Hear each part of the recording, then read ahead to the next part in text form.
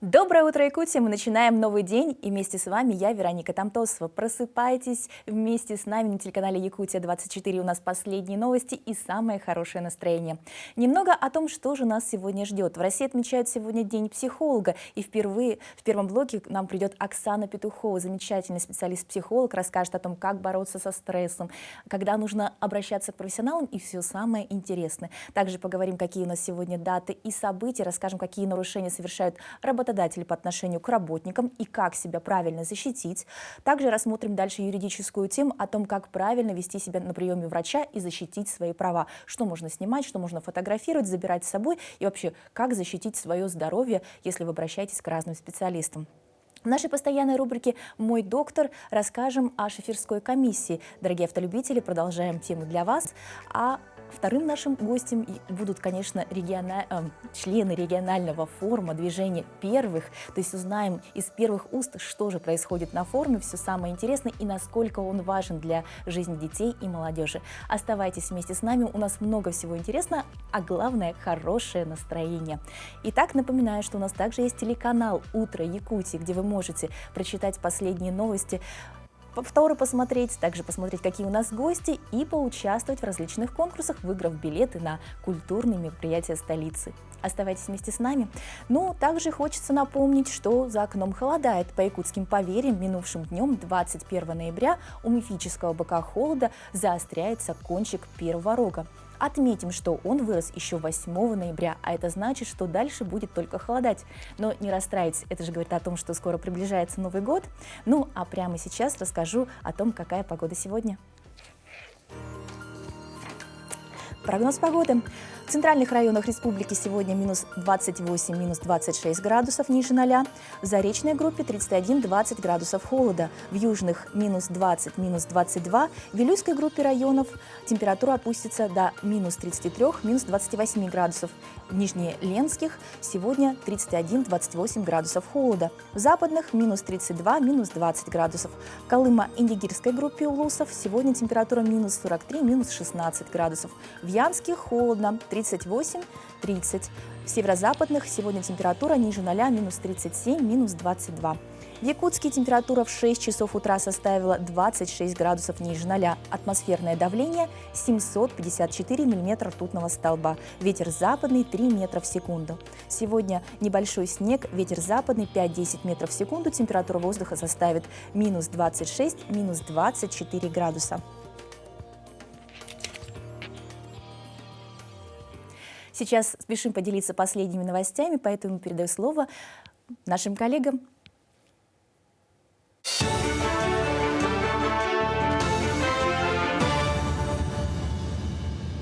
Доброе утро, коллеги! Доброе утро, Якутия! Далее блок новостей.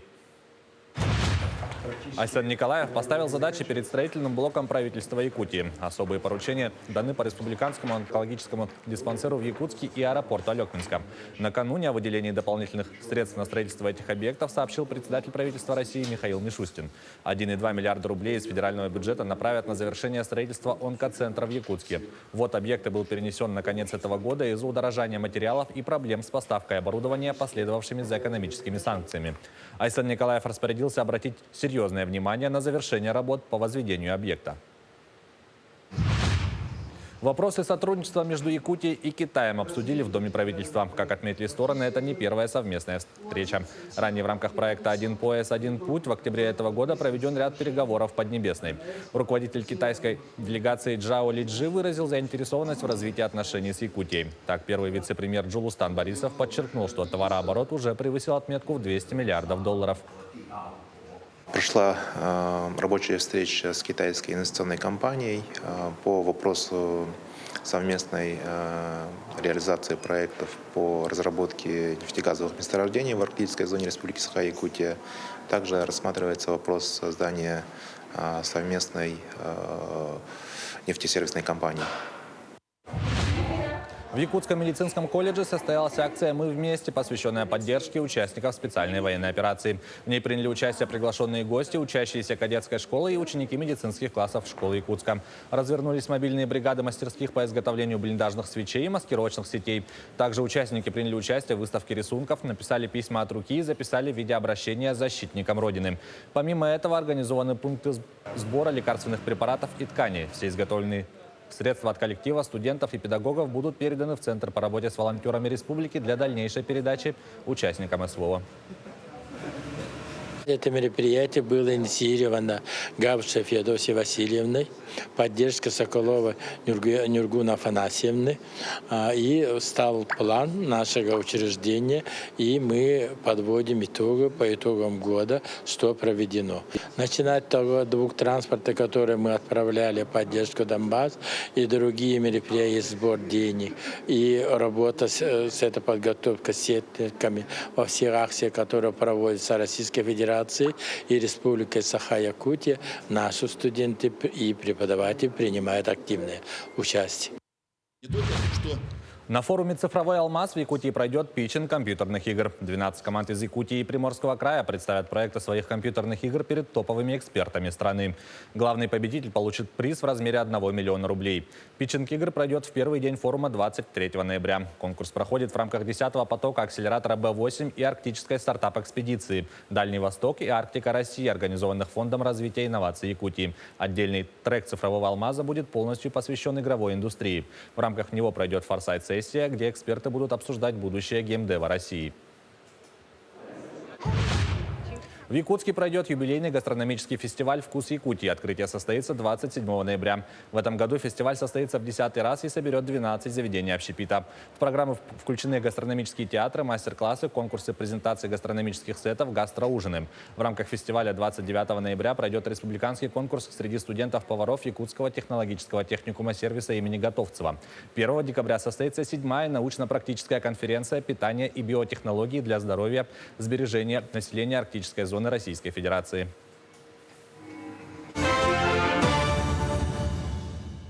Вот такие вкусные, интересные новости. Мы рады поделиться ими прямо сейчас. Приветствую всех, кто к нам присоединился. Всем доброго утра, хорошего настроения. Начинайте утро вместе с нами на канале Якутия-24. Сегодня замечательный день, а чем он примечателен, расскажу прямо сейчас. Например, в 1956 году в этот день, 22 ноября, состоялась церемония открытия 6-х летних Олимпийских игр в Мельбурне, Австралия.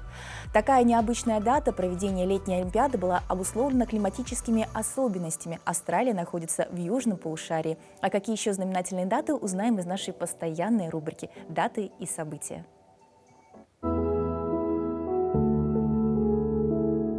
На календаре 22 ноября. Сегодня отмечают День сыновей, в России День психолога, День словарей и энциклопедий. По народному календарю Матрёна зимняя.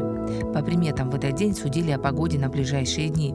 Иней сулил морозы, а туман – оттепели. Этот день в истории.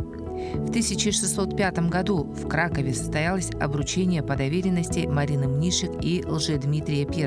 В 1941 году, в 22 ноября, начала работать «Дорога жизни» на Ладожском озере в годы Великой Отечественной войны. В этот день из Ленинграда за продовольствием выехала автоколонна из 60 грузовиков. «Дорога жизни» официально функционировала до марта 1943 года, когда после прорыва блокады было восстановлено железнодорожное сообщение Ленинграда со страной. В 1956 году в этот день открылись 16-е летние Олимпийские игры в Мельбурне. В 1960 году в Советском Союзе была выпущена первая партия автомобилей «Запорожец».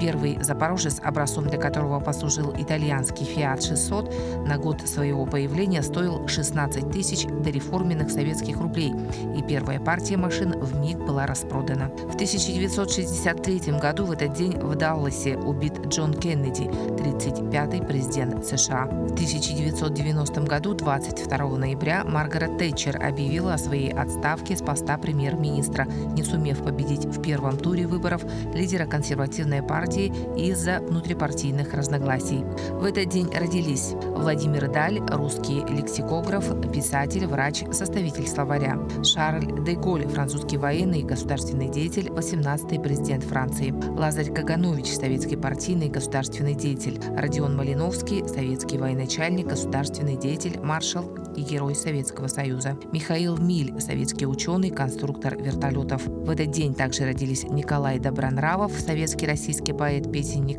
и Виктор Пелевин, российский писатель. Именины сегодня у Александра, Алексея, Антона, Виктора, Дмитрия, Ивана, Ильи, Иосифа, Константина, Матрёны, Порфирия, Семена, Тимофея и Федора.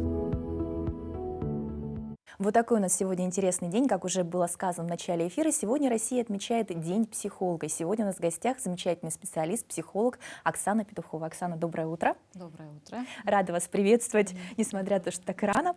Ну, вы знаете, раньше психологов мы вообще видели только в основном по сериалам, фильмам, книгам зарубежным, где герои почему-то обращались, рассказывали о своих бедах, но сейчас стала популярна эта профессия у нас. Чем это обусловлено? Да, в последние годы развивается очень в скоростном формате, да, так скажем, наша профессия. Это, скорее всего, обусловлено тем самым, что улучшилось качество жизни людей.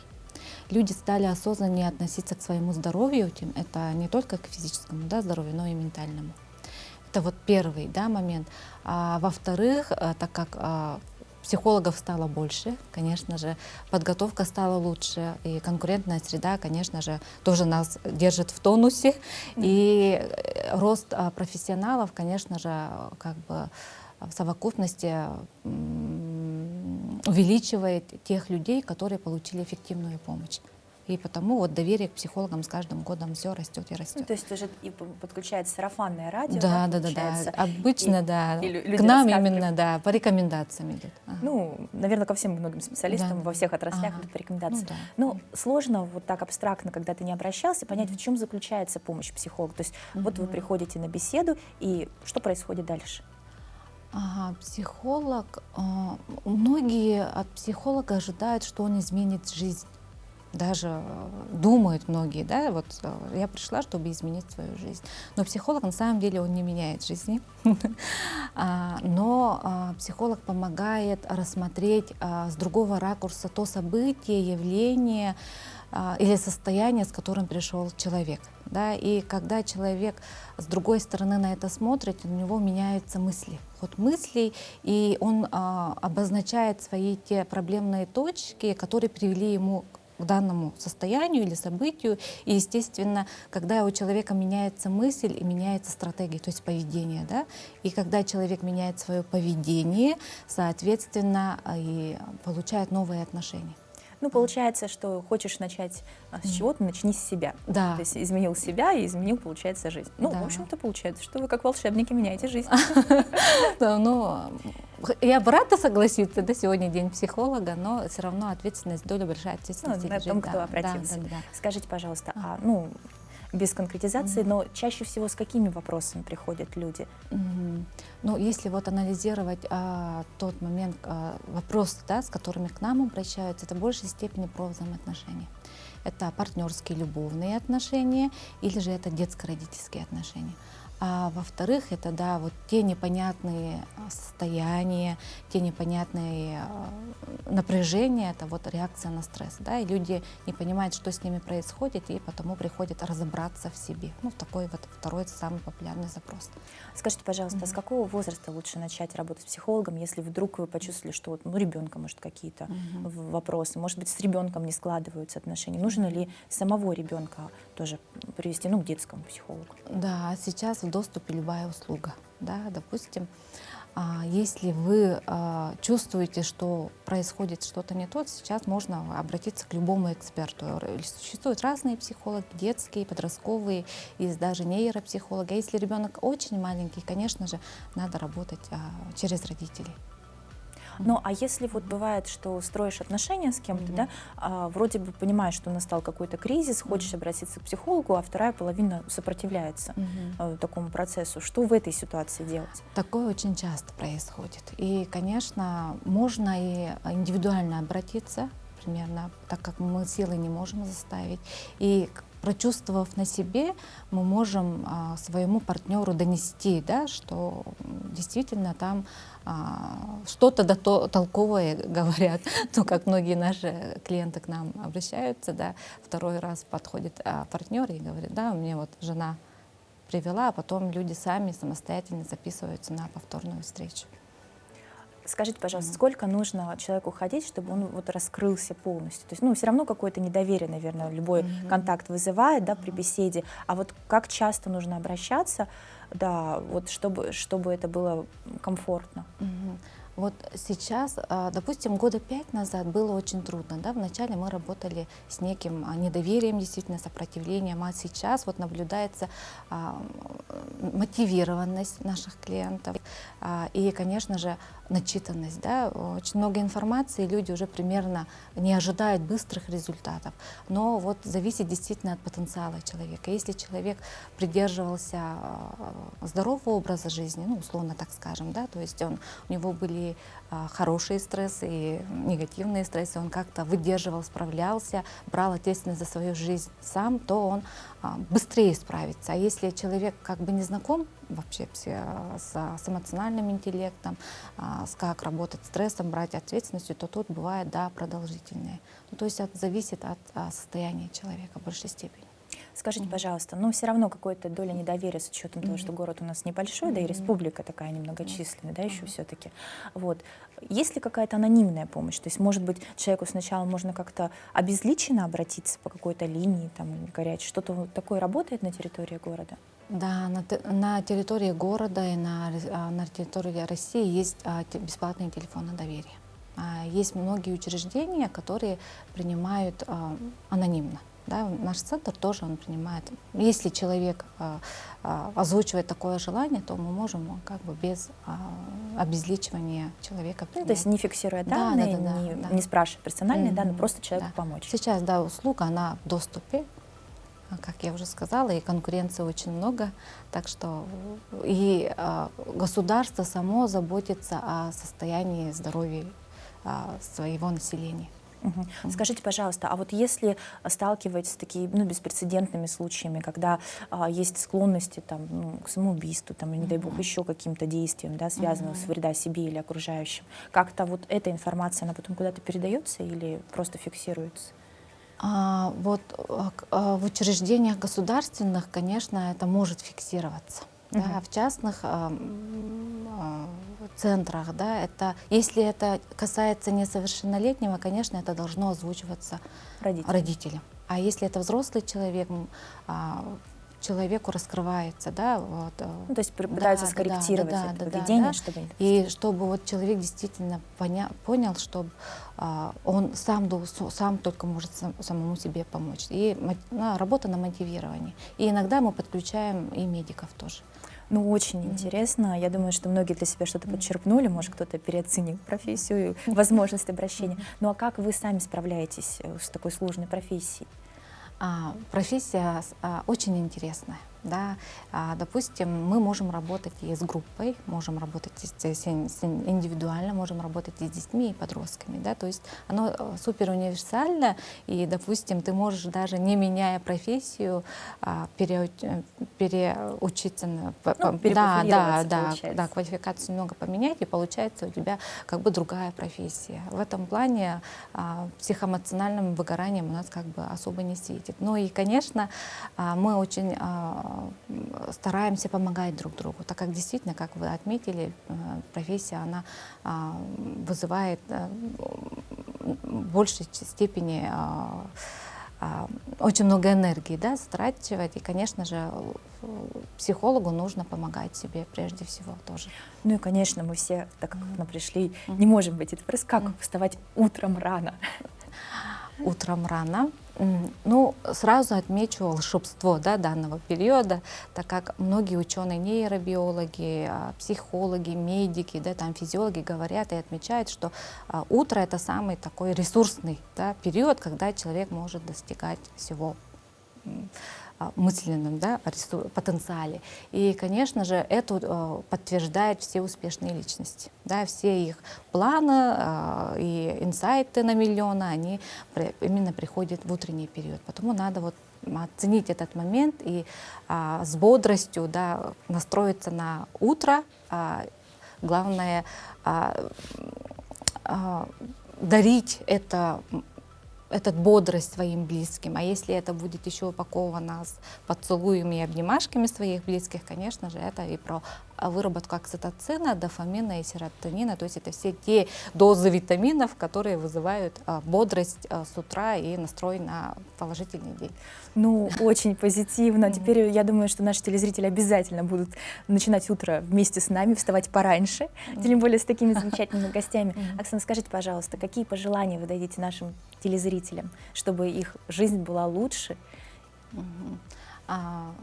Занимайтесь своим здоровьем, не только физическим, но и ментальным. Сегодня можно не только лечить, но и профилактировать свое состояние и свое состояние тела. Огромное спасибо, что пришли. Очень было интересно, познавательно. Ну и обязательно ждем еще в гости, потому что все обсудить просто невозможно. Спасибо вам. Замечательный сегодня гость. Надеюсь, что пожелания были вам впрок, и вы теперь, правда, начнете вставать чуть пораньше и вместе с нами. Ну, а совсем скоро, 27 ноября, в Якутии будет отмечаться еще один замечательный день — День профсоюзного работника Республики Саха-Якутия, учрежденный в 2011 году указом президента республики Егором Афанасьевичем Борисовым. И в преддверии этого дня вчера на территории республики стартовала декада профсоюзного работника республики, которая началась с Дня открытых дверей, а именно бесплатной юридической помощи. Бесплатную юридическую помощь в стенах здания профсоюзов республики проводят здесь каждый год. Традиционно якутяне обращаются по вопросам выплаты пенсий, субсидий на жилищно-коммунальные услуги, налогового вычета и миграционной политики. Наше население, особенно работающее, должно быть очень грамотным. Я не хочу сказать, что работодатель у нас какой-то, значит, неадекватный или он нарушает трудовое законодательство постоянно. Нет, абсолютно. Просто бывает так, что где-то работодатель ошибается в каких-то вопросах, поэтому наша задача, чтобы не пострадал работник. Поэтому мы проводим вот такие дни, значит, принимаем граждан по различным вопросам. Но несмотря на это, вопросы трудовых отношений между работодателями и работниками все же остаются острой темой для профсоюзных работников. В целом у нас в республике наш работодатель прислушивается к профсоюзам, но достаточно много нарушений. Если взять именно по трудовому законодательству, защиты их прав, более 400 проверок мы провели, и более 500 все равно нарушений, ну, все равно находятся. И вы знаете, вот у нас есть институт уполномоченных по охране труда, да, и более 2000 также уполномоченных по охране труда. Ежегодно им проводится более 10 тысяч проверок, и не менее 10 тысяч нарушений выявляется. Зачастую работодатели нарушают права своих работников касаемо выплаты заработной платы, отпускных. И что интересно, в последнее время многие работодатели начали часто грешить своим должностным положением и на почве личных неприязней увольняют работника. Но, как говорит Николай Дегтярев, благодаря взаимодействию работодателя с профсоюзом все конфликтные ситуации решаются в досудебном порядке. Почему мы говорим, что необходимы профсоюзы при предприятиях, организациях? Это обоюдно полезное. Во-первых, конечно, это в целях защиты прав и интересов. Права — это, конечно, вот гарантии законодательные, а интересы у работников всегда бывает, потому что без этого нельзя. Почти половину жизни человек проводит на работе. Поэтому вот надо исходить из этого, где налажено хорошее социальное партнерство, где идет очень хорошие переговоры и заключаются достаточно хорошие коллективные договора.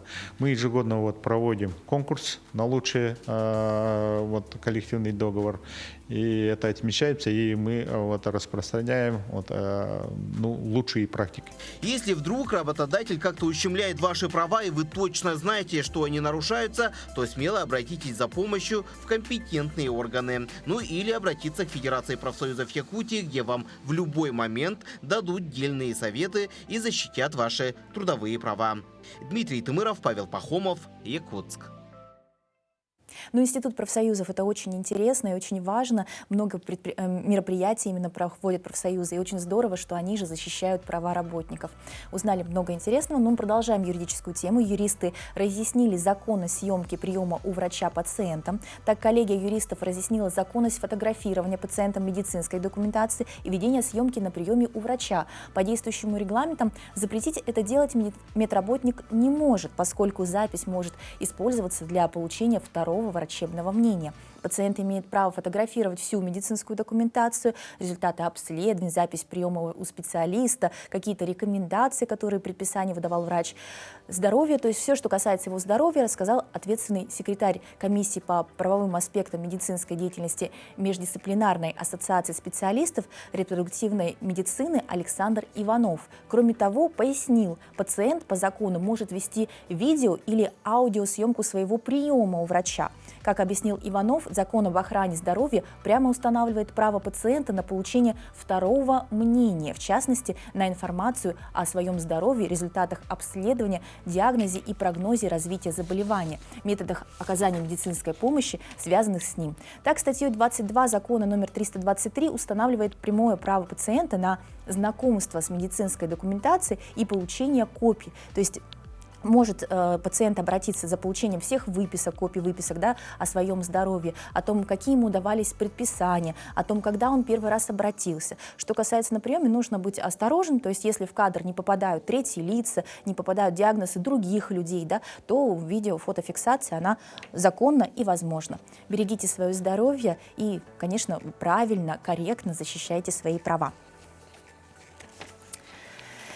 Хочется поговорить о здоровье в плане тишины. У нас сегодня был психолог, и понятно, что ментальное здоровье имеет большое значение. Порой так хочется, как в фильме, тихо, спокойно попить кофе, и тут врывается автомобиль, а точнее его клаксон.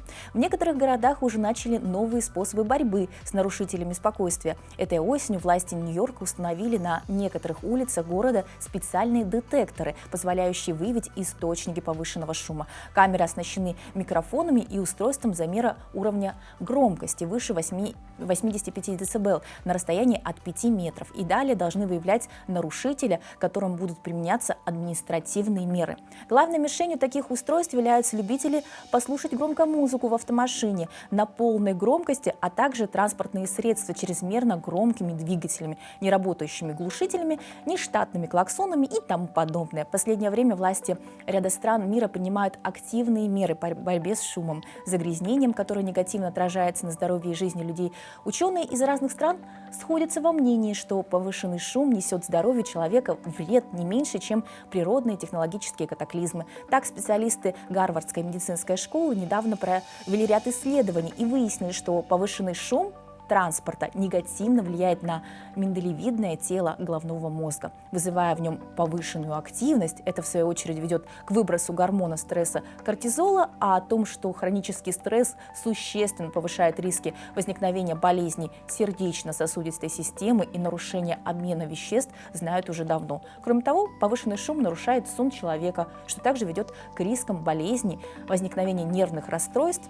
Давайте уважать друг друга и по возможности соблюдать тишину, спокойствие и дарить друг другу хорошее настроение.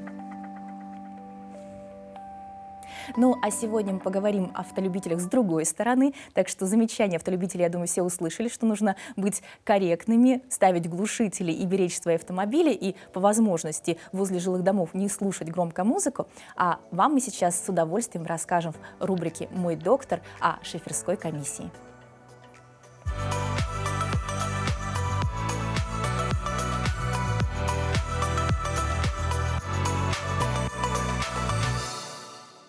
Доброе утро! Прохождение шоферской медкомиссии – это платная государственная услуга и проводится за счет средств водителей. Как пройти медкомиссию на права, я сейчас вам расскажу. Сначала нужно заключить договор на оказание медицинских услуг с медицинским учреждением и произвести оплату. Следующим шагом должно стать получение бланка медицинского заключения 003ВО. Чтобы получить справку, нужно пройти следующих врачей: офтальмолога, психиатра, нарколога, невролога и терапевта. Посещение невролога обязательно для получения прав категории С, Д, СЕ, ДЕ, ТМ, ТБ и подкатегории С1, Д1. На прием к психиатру и наркологу можно записаться заранее через единую горячую линию по номеру 122. Затем пройти медосмотр в поликлинике. И в самом конце медицинского свидетельствования следует обратиться к врачу-терапевту, который завершит оформление справки. Напомню, что медицинская справка для получения прав действует 12 месяцев со дня выдачи. Доброго вам здоровья!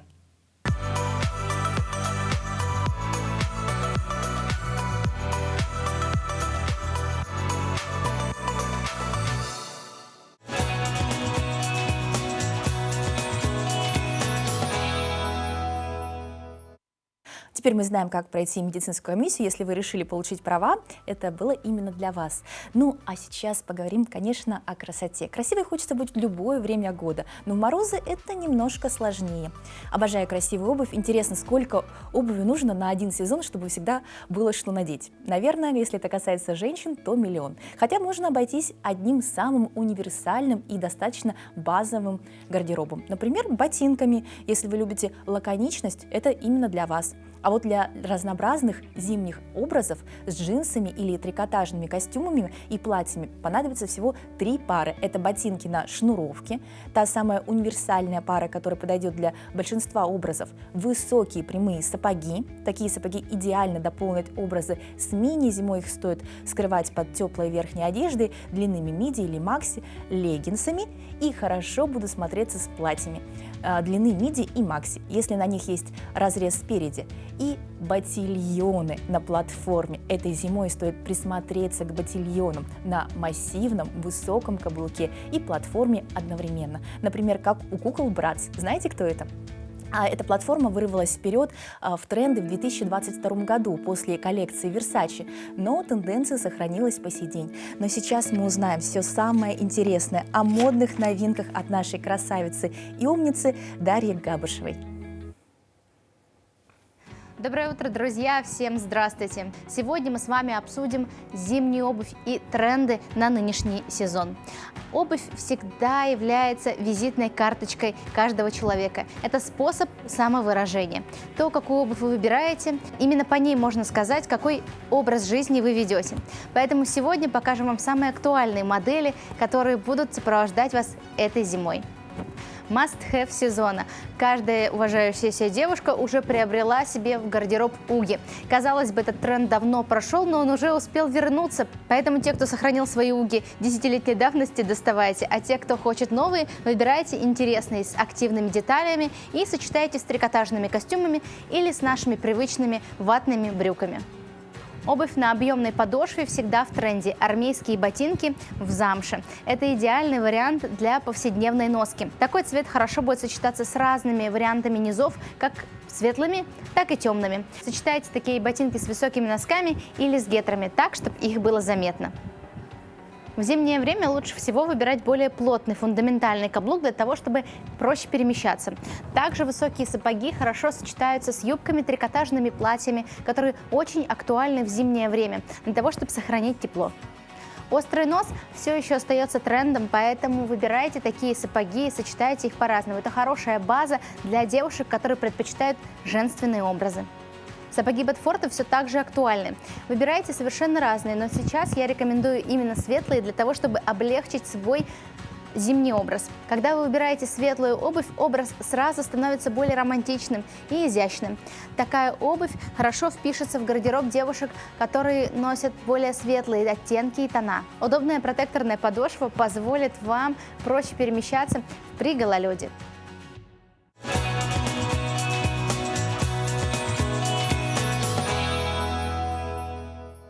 Всем еще раз доброго утра и хорошего настроения. С вами Вероника Тамтосова. Ну что, дорогие модницы, теперь вы знаете, что сегодня одеть. А мы продолжаем наш эфир. И спешим рассказать, какие же мероприятия проходят в эти дни в районах республики. Так недавно в городе Нерюнгри прошел фестиваль «Узоры Якутии», который собрал талантливую молодежь улуса в более подробном материале Ивана Лазаренко. Большим галоконцертом завершился первый этап 5-го дальневосточного фестиваля многожанрового искусства «Узоры Якутии» в Нерюнгри.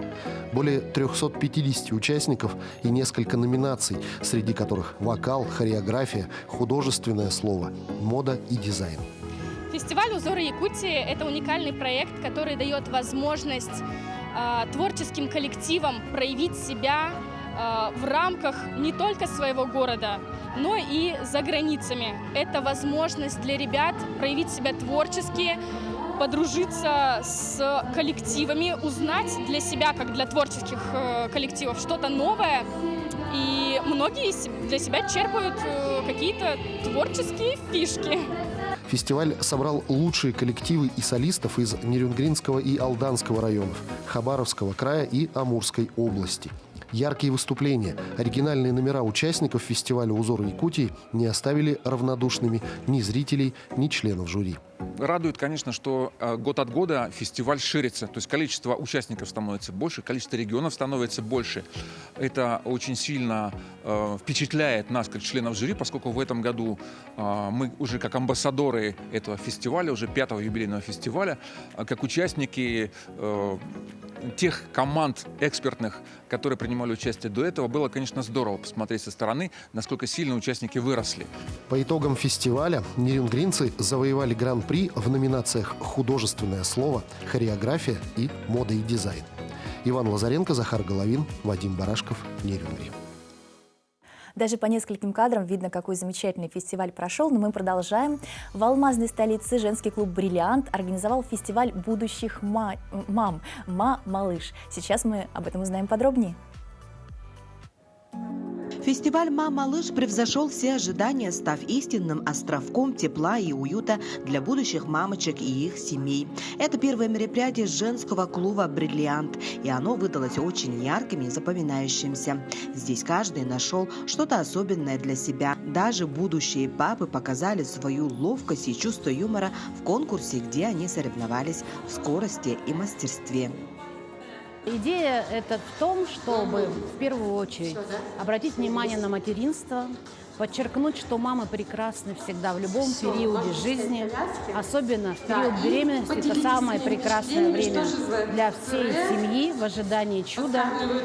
Мы пытаемся совмещать не только какие-то яркие эмоции в части праздника, но в первую очередь направлено на всеобщее. На фестивале присутствовали волонтеры-медики, которые не только сопровождали мероприятия, но и помогали участникам сориентироваться в разнообразии предлагаемых активностей. Их профессиональная поддержка придавала уверенности и спокойствия всем присутствующим. Такие мероприятия, они очень нужны, они очень важны, потому что вот в рамках, например, этого мероприятия здесь как развлекательные есть программы, так и образовательные. Наша основная задача – это профилактика. И вот здесь врачи-специалисты Мирнинской ЦРБ, они как раз рассказывают, например, о профилактике аллергии у деток, о профилактике зубных заболеваний. Доктора-гинекологи рассказывают о том, как к родам подготовиться. То есть вот вся эта информация, которую мамы в данном случае получают, это очень важно, конечно.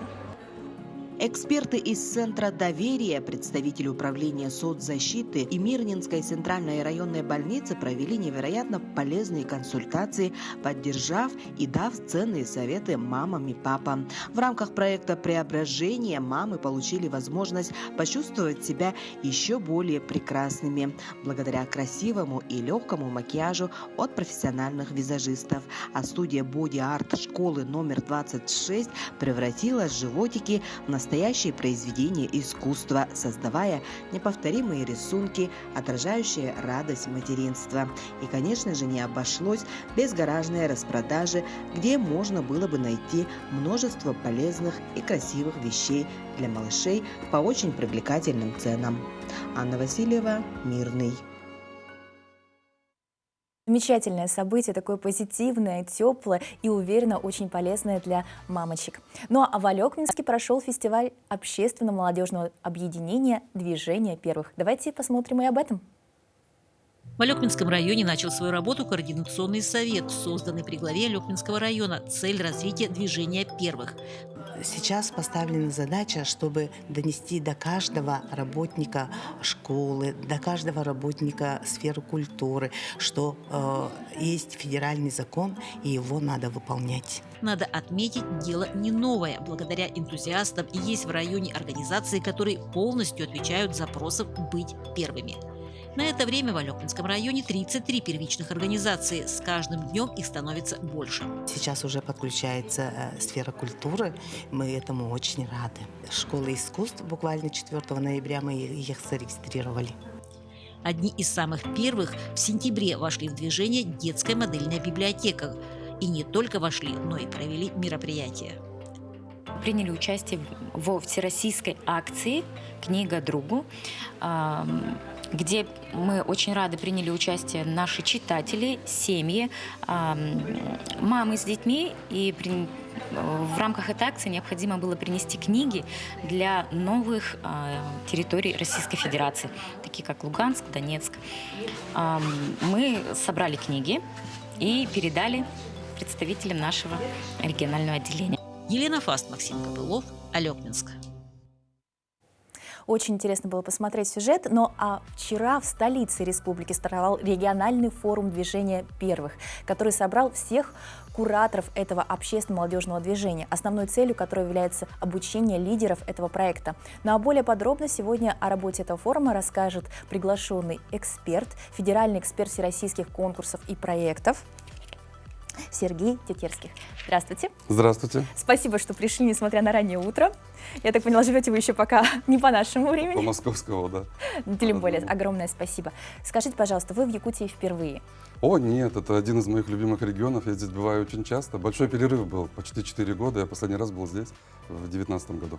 Ну, тогда вы уже составили какое-то впечатление о нашем регионе. Поделитесь самыми яркими такими моментами, которые связаны с Якутией. Очень интересно. Да, мне кажется, что Якутия, вот если ассоциация какая, что это такой алмаз, который в золоте. Вот у меня такое впечатление. Я знаю, что здесь очень гостеприимные люди. Я знаю, что вот это очень символично, что я приехал на форум первых, а Якутия первая во многих позициях не только по территории на первом месте, но и по рождаемости, и по объему привлеченных ресурсов, и по строительству. То есть такой пример для ребятишек, которых мы воспитываем, вот каким надо быть с точки зрения привлекательности территории. Ну, спасибо большое, очень приятно слышать такой отзыв от гостей нашей республики. Скажите, вчера вот стартовал форум, да, вы как эксперт, во-первых, хотелось бы узнать, что вчера было интересного. Ну, у нас собрались делегаты со всех районов. Уникальность в том, что приехали не только те, кто занимается воспитанием, но и очень много было руководителей из районов. Нас даже приветствовал председатель правительства, что очень важно показать статус. Потому что я напомню, что это движение первых в Российской Федерации. Его наблюдательный совет возглавляет Владимир Владимирович Путин, президент Российской Федерации, подчеркивая значимость этого. И вот мы собрались. Очень было необычно, потому что, с одной стороны, это торжественное мероприятие красивое, а с другой стороны, оно было очень игровое, очень креативное, с очень неожиданными заданиями, работы с залом. У нас было очень много игр для взрослых, которые позволяют, ведь одна из ценностей этого движения – это семья. Сделать так, чтобы это было интересно не только детям, но и родителям. И поэтому мы такие проводили мозговые штурмы, как больше замотивировать семьи участвовать в этом движении. У нас было очень много возможностей каждому представить то, что они наработали, потому что это на самом деле хоть и новое, всего год движению, но очень много наработок, там, начиная со скаутских, пионерских организаций. Поэтому мы очень рады, что люди этим делятся. Что у них есть интересного, то, что можно собрать в общую копилку. Ну, то есть такое объединение интересов, чтобы потом поделиться со всеми иными регионами, да? Да, совершенно точно. Скажите, пожалуйста, а форум сколько продлится, что будет включать программа форума? Вот в чем именно лично вы задействованы? Расскажите подробнее, чтобы все знали. Ну, у нас сегодня уже закрытие, то есть это был двухдневный форум, вчера и сегодня. Мы отдельно работаем по нескольким группам. Одна группа те, кто связаны с образовательным процессом, это руководители образовательных организаций, заместители, советники. А вторая группа – это вот то, что составляет общественное как раз направление. Это лидеры этих общественных групп, это вожатые, это наставники. И, соответственно, они проходят обучение и связанные с идеологией, и с технологиями, и с методиками, начиная от мотивации и заканчивая от торжественных проводов, там, если такая возможность впереди будет. А сегодня торжественное закрытие красивое будет, где получат награду те, кто много чего достиг за этот год. Все участники получат сертификаты. Это очень сильное образовательное событие, потому что повышает квалификацию тех, кто с детьми работает. И много было очень национальной специфики. Вот то, чем я горжусь, когда говорю об Якутии, о Саха, что очень много творчества. И мы увидели вчера и прекрасные выступления коллективов, но и сегодня тоже это увидим. И новые традиции, которые заложило движение первых. То есть вот такой праздник рабочий, образовательный, если так можно сказать. Ну, очень интересно. Скажите, пожалуйста, а как вы в свое время начали участие не только в этом движении, но вообще в общественной деятельности, направленной по работе с образованием, с детьми, с развитием этого? Ну, у меня была веселая история в моей жизни, в личной, потому что мы становились ведь октябрятами, пионерами, а потом комсомольцами. Это была системная работа. И избежать было сложно этого, потому что только уж совсем люди, которые далеки были там от успехов. А когда я стал активистом, это была такая трогательная история. Я был в спортивном лагере и всю жизнь увлекался волейболом. И вот в одном из спортивных лагерей проткнул ногу очень сильно гвоздем. И вожатая, которая у нас там была, практически не авторитетная, потому что мы спортсмены, нам было не до вожатских дел, она вылила свой флакончик дорогущих тогда духов мне в эту рамку, потому что не могли дождаться, когда придет санитар. И это очень трогательная история, когда я подумал, вырасту, куплю ей обязательно эти дорогие духи восстановить. И с тех пор стал ей помогать. И так постепенно, вот с того года, потом, когда уже мы стали комсомольцами, в комсомольский актив вошел. А здесь, в движении первых, с удовольствием принимал участие в разработке программы. Она называется «Программа воспитания», «Рабочая программа воспитания». Это документ сегодня, буквально через неделю, будет представлен президенту. Потрясающий документ, потому что речь идет о новой философии образования. Можно об этом поподробнее? То есть, философия октябрят, нам понятно, пионеры, октябрят, там это было системно, все-таки это была идеология, потом у нас небольшой такой период затишья, да, когда какие-то изменения в государстве были. Сейчас у нас возобновляется патриотическое воспитание, его ценность. Вот эта программа будет нацелена на что?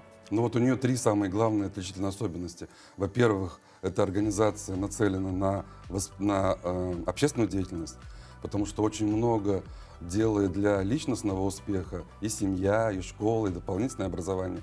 И только общественное движение позволяет ребенку почувствовать себя взрослым, когда тебя уже перестают воспитывать, а говорят, вот флаг тебе в руки, давай, теперь ты инициатор, ты можешь что-то сделать. Это первая составляющая. Вторая, это, конечно, инициатива. То есть мы подчеркиваем, вчера об этом много говорили, не загоняйте детей в это движение, не проявляйте никакого насилия, не требуйте никакой отчетности, потому что прошли эти времена. Только свобода, только желание ребенка, только интерес. И третье – это разновозрастные коллективы. То есть вот это та традиция, которая была у нас с пионерского прошлого, когда взрослые вместе с детьми, когда не взрослые диктуют, а когда вместе что-то согласовывают, начиная от планирования, заканчивая подведением итогов, это все делается вот коллективным образом. Ну, то есть, получается, мы возобновляем в том числе и наставничество, совместную работу. Да, да. И оно такое наставничество очень доброе, душевное, с любовью, ненавязчивое наставничество. Очень интересно. Прям уже хочется поучаствовать в этом движении. Но, к сожалению, время сокращено, поэтому ждем пожеланий нашим телезрителям, в том числе краткую информацию, как же стать участником движения. Ну, это, наверное, очень просто. Сегодня, во времена современных технологий, задаете в любой поисковой системе «Движение первых» и вместе с родителями, потому что там есть проблемы с возрастом, когда только с родителями, а потом уже самостоятельно регистрируетесь в этом движении и получаете ответную реакцию, в том числе и наставника себе, потому что очень важно, чтобы каждого ребенка сопровождал наставник. А пожелание мое любимое, оно у нас такое семейное, у нас активная семья и организации, которые я представляю, общественные. Пожелание такое: счастья вам от счастья ближних. Потому что самое большое счастье у человека – это когда его окружают счастливые люди. И когда ты это целенаправленно там, с детства, да, у детей своих воспитываешь, бумерангом это счастье вернется прежде всего тебе. Огромное спасибо, что пришли. Успехов в дальнейшей деятельности. Ну и ждем, конечно, что движение будет популярно и новых новостей. Спасибо огромное за приглашение. Всего доброго. До свидания. До свидания. Ну, а у нас далее новости, последние новости, которые за минувшие дни. Смотрите.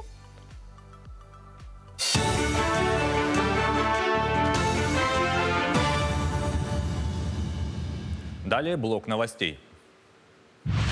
Сотрудники ГИМС ежедневно отслеживают состояние реки Вилюй и проводят замеры ледового покрытия. На сегодняшний день оно составляет всего 30 сантиметров. Это на месте, где течение сильнее всего. По погодным условиям сейчас разрешена только пешая переправа, также работают бураны. Установлены вешки и указатели. Все нормативно-правовые документы готовы. Проводится ежедневный рейд административной комиссии, ГАИ и спасательной службы.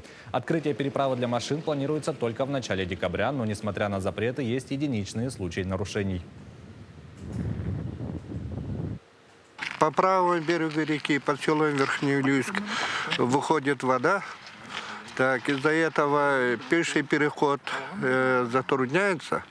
Так, и соответствующие меры и оповещение населения проводим через СМИ и через интернет-мессенджеры. Сотрудниками административной комиссии и ГИБДД так, проводятся рейдовые мероприятия. Сотрудниками ГИМС и ПСО они ежедневно проводят мониторинг реки Вилюй. В рамках Международного дня защиты несовершеннолетних Нюрбинский центр занятости населения провел семинар «Трудовая адаптация» для учащихся школ. Мероприятие проводится 9-й год. В этом году семинар прошел в формате открытого диалога. В нем приняли участие не только ученики, достигшие 14-летнего возраста, но и представители правоохранительных органов, прокуратуры, надзорных органов и другие. Изюминкой семинара стал «Капустник», где учащиеся показывали разные ситуации, где нарушаются права детей, и разбирали эти ситуации со специалистами. Данное мероприятие проводится каждый год. Отдел внутренних дел по Нюрбинскому району ежегодно тоже принимает в данных мероприятиях участие. На данный момент вся проводимая работа как отдела внутренних дел, так и органов профилактики сводится к одному: профилактика правонарушений и преступлений среди несовершеннолетних, то есть их снижение. Национальная вещательная компания «Саха» провела презентацию своих мультфильмов для воспитанников столичного детского сада. Вниманию детей были представлены полнометражный мультфильм «Айтал и волшебная сила», а также мультсериал «Току-2». Отметим, что продолжение последнего проекта было произведено в связи с многочисленными просьбами зрителей. Второй сезон состоит из 10 серий. Старт показу мультсериала «Току-2» в эфире НВК «Саха» будет дан в декабре. Подобные проекты для детей компания реализует в целях сохранения родного языка и культуры. Важным событием в этом деле станет планируемое открытие отдельного детского телеканала. У нас есть план работы. Это 1 июня мы очень хорошо провели детям. Провели большое масштабное мероприятие, фестиваль якутской анимации, поскольку, как мы все знаем, НВК сейчас принял новый слоган «НВК объединяет», поэтому мы решили тоже объединить всех, кто любит якутские мультфильмы, кто делает якутские мультфильмы и кто хочет создавать и работать над созданием якутских мультфильмов. К этому часу это все новости. Хорошего дня! Продолжаем делиться хорошими новостями, такими позитивными и светлыми. Прямо как наше утро. Начинайте утро вместе с нами. И далее. В Ленске прошел форум «Ленский берег». 8 авторов молодежных проектов получили грантовую поддержку. Организатором мероприятия, как и все предыдущие 12 лет, выступил Комитет по молодежной и семейной политике. На защите проектов побывала и наша съемочная группа. Участниками форума стали школьники, студенты техникума, педагоги, спортсмены и простые жители, неравнодушные к проблемам Ленского района. За 2 дня активная молодежь разработала 27 проектов. Направления различные. Это и патриотическое воспитание сложных подростков, трудоустройство учеников коррекционной школы, развитие бадминтона, обустройство спортивного зала в техникуме тренажерами, лавочки в школе поселка Пеледуй и еще ряд интересных идей. Проект называется «Соболенок», скажем так, потому что символ города Ленска – это соболь. Это патриотический проект – создать военный лагерь, именно, звучит как вот так, военизированный такой оздоровительный лагерь для трудных подростков именно летом. Потому что именно летом они ничем не заняты. Именно в это время растет их уровень правонарушений, они учатся не тому, чему нужно. Именно поэтому на это нацелен проект, чтобы им помочь, чтобы их занять. Интересный проект, который сразу выделили жюри, представили педагоги коррекционной школы. Наш проект называется «Ботоматика». Он построен на профориентации детей со статусом ОВЗ.